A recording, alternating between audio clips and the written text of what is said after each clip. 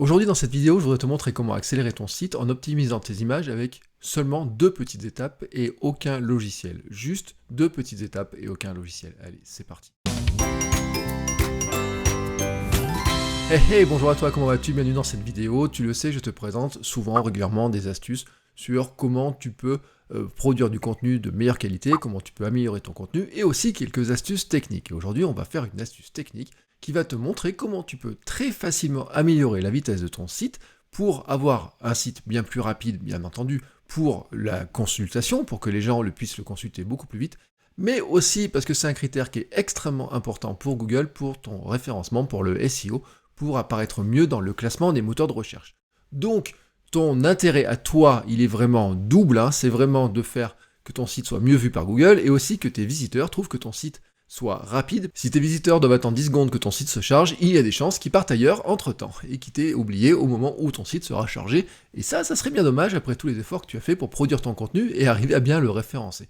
Donc aujourd'hui, je voudrais te montrer une astuce qui est vraiment simple, une méthode en 2 étapes qui va te permettre d'améliorer très facilement le poids de ton site en travaillant sur le facteur des images, sur le poids et la taille des images en 2 étapes. Tu n'as besoin d'aucun logiciel, que tu sois sur Mac ou sur Windows, ça marchera pareil parce que c'est un service en ligne qui est tout simplement très simple, voilà, tu n'as rien à faire presque, en 2 étapes c'est fait et tu vas vraiment gagner beaucoup de poids sur ton site et ton site va vraiment aller beaucoup plus vite grâce à ça. Ce que je voudrais te montrer avant, c'est quel est le poids, quel est l'impact que peuvent avoir ces images sur ton site. Alors, je vais te montrer là, tu vois, c'est mon site Votre Coach Web. Bon, là, tu vois, j'ai pas beaucoup d'images, j'ai un petit peu quelques images ici, mais j'en ai pas beaucoup.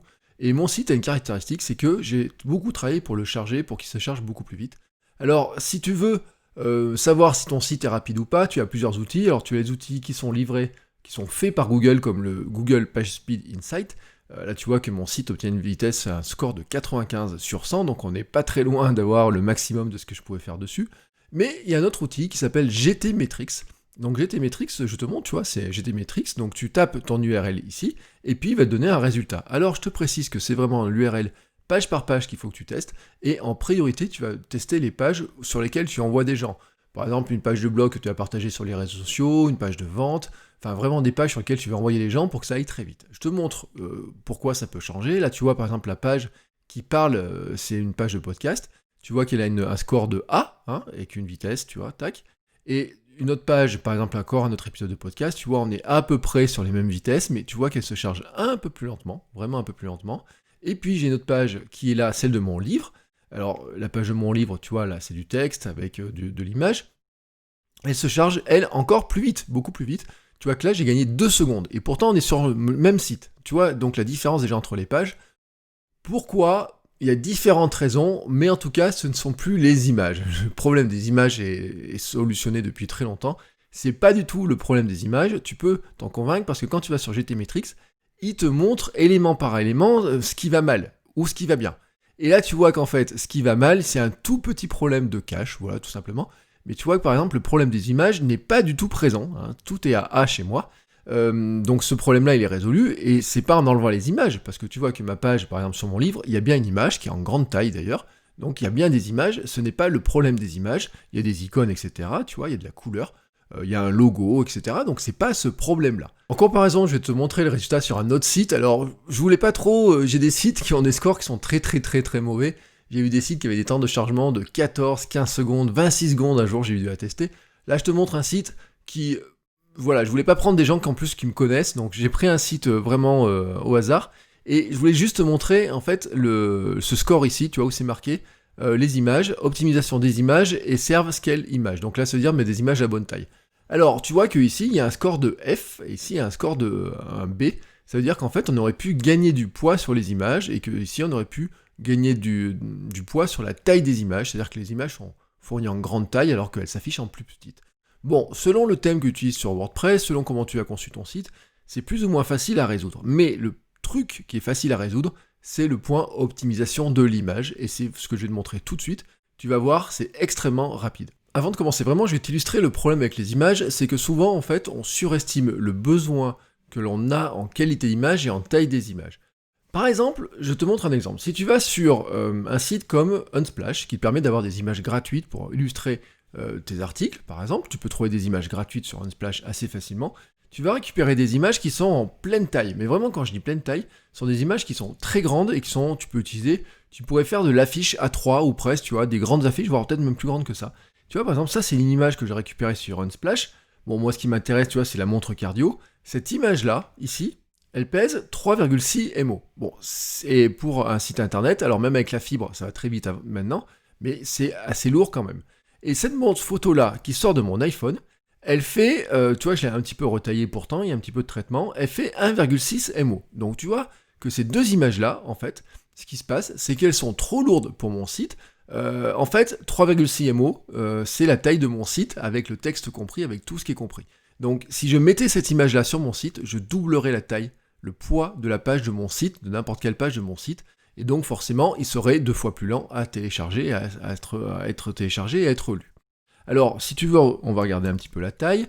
Tu vois que ici, quand je regarde la taille, il me propose des images qui font 6000 par 4000, 6000 pixels par 4000.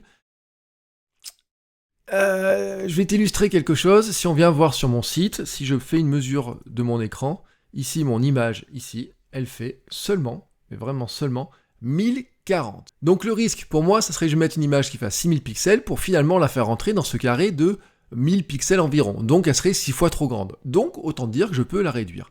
Celle-ci qui sort de mon iPhone, après retravail, elle fait elle aussi 3024 pixels de large.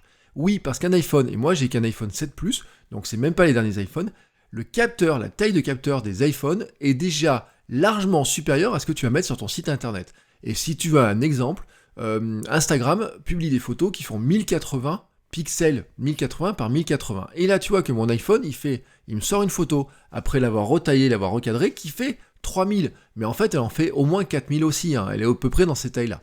Donc ces images-là sont beaucoup trop grandes. Et puis, il y a un truc que tu vois pas dedans. Là, on le voit un petit peu.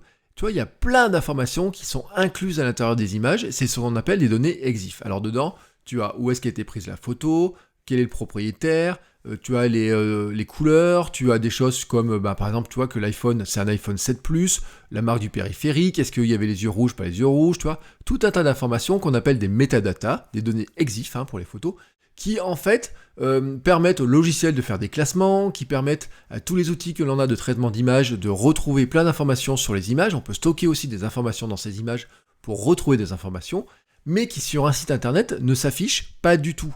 Donc ces informations-là, on peut très largement les supprimer sans aucun problème, ça ne changera pas du tout l'image en elle-même. Et je vais te l'illustrer tout de suite, tu vas tout de suite comprendre les choses. Il est temps maintenant d'optimiser nos images. Je te propose de le faire en 2 étapes. La première étape, c'est de mettre l'image à la bonne taille, et la deuxième étape, ça sera de la compresser. Et je vais te montrer vraiment comment ça fonctionne.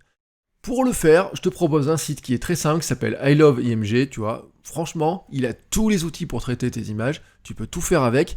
Moi, ce qui m'intéresse aujourd'hui, c'est le resize et le compress. Le reste, tu peux utiliser, tu peux regarder tout ce que ça fait, mais vraiment, le resize et le compress, pour moi, ce sont les 2 outils qu'on va utiliser, et on va pouvoir les utiliser de manière conjointement, tu vois, à la suite. Donc d'abord, on va commencer par faire un resize. Donc ici, tu vas sur resize, tu peux prendre tes images, tu peux faire un glisser-déposer tout simple, tu vois, hop. Tu peux les sélectionner, faire un glisser-déposer, tu vois, mes 2 images sont maintenant affichées, et forcément, tu vois, il me propose des réductions. Alors ici, il me propose 50%, ici, il me propose 25%, 75%, tu vois, 75%, il me montrerait 756, 1500 par 1500. Bon, là, c'est des pourcentages. Tu pourrais demander des pixels.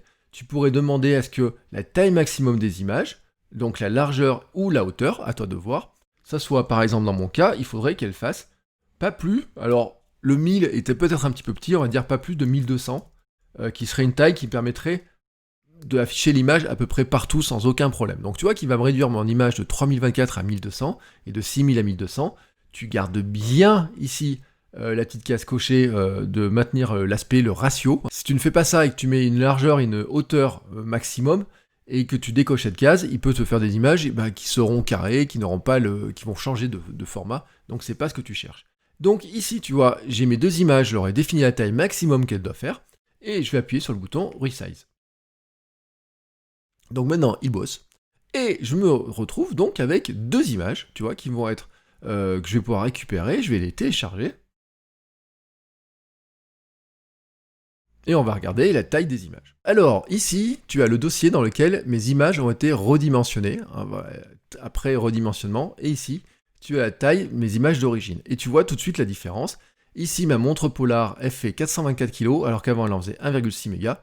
Et la Unsplash fait 70 kg, alors qu'avant, elle faisait 3,6 MO. Et là, tu te dis, c'est juste incroyable, on est passé de 3,6 à 70, ce qui fait une division par un bon paquet. Et pourtant, quand tu regardes un petit peu, l'image, elle a perdu un petit peu en qualité, je te l'accorde, mais elle reste très largement exploitable pour mon site internet. C'est sûr que c'est pas la même qualité, on le voit ici un petit peu, ou sur l'image un petit peu après compression, après redimensionnement, elle a été un petit peu abîmée par ici, mais moi ce qui m'intéresse en fait, c'est que ici ça reste net, parce que ce qui m'intéressait c'est la montre. Donc tu dois faire des essais, tu dois faire des tests, mais tu vois que l'image en elle-même reste largement exploitable. Tu vois que ici aussi mon image est largement exploitable.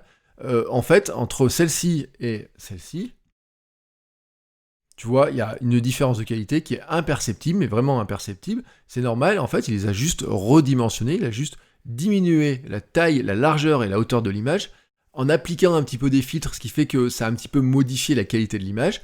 Mais sur cette image-là, tu vois qu'on ne voit pas du tout la différence. Donc tu vois pas la différence. Tu le vois sur la photo Unsplash par des questions de qualité, etc. qu'il a appliquées, mais tu vois que finalement, c'est pas très gênant. Maintenant, tu peux faire une deuxième étape, c'est que tu peux passer à la compression. Pour passer à la compression, tu peux, sans avoir, avant de télécharger ton image, tu peux appuyer sur le bouton compresse. Donc tu appuies sur ce bouton-là, hop. Et là, en fait, ce qui va se passer, c'est qu'il passe directement tes images à l'étape suivante, et tu vas lui demander maintenant de compresser les images. Et là, comme tu vois, il m'annonce encore une taille, 62% de taille sauvée. Donc maintenant, j'ai récupéré un autre dossier avec mes images, et on va pouvoir comparer un petit peu le changement à ce qui s'est passé. Alors, ici, j'avais mon image au départ, 1,6 MO, ici, elle est passée à 424, et ici, elle est passée à 125. Donc tu vois qu'on passe de 1,6 à 125, donc on a divisé la taille tout simplement par 10, et tu vois qu'entre ce passage-là et ce passage-là, passer de 424 à 125, là, ça s'est fait par une compression, c'est-à-dire par la suppression de certaines informations. Alors, on va regarder si, est-ce que ça change quelque chose vraiment sur l'aspect de l'image. Alors, je te rappelle mon image après redimensionnement. On va voir ce que donne l'image après compression. Bon, est-ce que tu vois une différence notable dedans? Difficile à dire. L'image Unsplash, qui elle est passée à 67 kg, on va regarder, bah tu vois que là, il n'y a pas vraiment grand chose qui a changé. Je te remontre l'image après juste redimensionnement, tu vois, franchement, est-ce que tu vois vraiment les écarts d'image, de qualité d'image? Et pourtant, mon image est passée de 3,6 MO à 67 kg. Donc tu comprends tout de suite le bénéfice, pourquoi c'est super intéressant.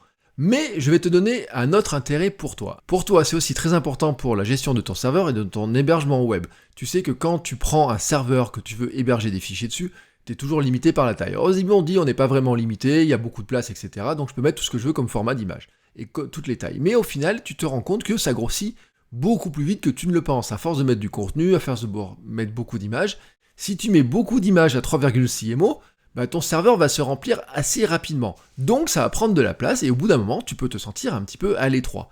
L'avantage en faisant ça, c'est que tu vas...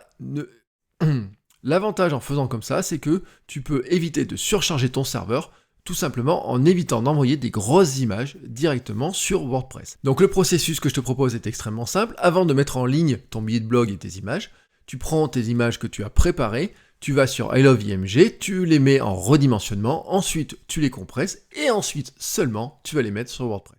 Et tu verras que tu vas gagner beaucoup de taille sur ton serveur, mais aussi, je te l'ai dit, dans ta vitesse de chargement du site. Tes visiteurs vont apprécier, Google va aussi apprécier tes efforts, et ton référencement de ton site pourrait s'améliorer petit à petit, mais ça tu sais qu'il faut du temps et que c'est pas tout automatique. Voilà, c'est fini pour cette astuce, j'espère qu'elle t'a été utile et qu'elle te permet d'améliorer ta création de contenu, qu'elle te permet d'améliorer ton site. N'hésite pas si tu as des questions, laisse-moi un petit commentaire sur cette vidéo, je répondrai à tes questions dans mes prochaines vidéos. Et si tu as besoin d'informations complémentaires, n'hésite pas à t'abonner à mes mails, je t'envoie une lettre régulièrement, pas forcément tous les jours, mais dans lequel je te donne des astuces complémentaires et des astuces que tu n'as jamais entendues ni dans mon podcast, ni sur ma chaîne YouTube. Voilà, sur ce, je te souhaite une très belle fin de journée et je te dis à très bientôt pour une nouvelle vidéo. Ciao ciao!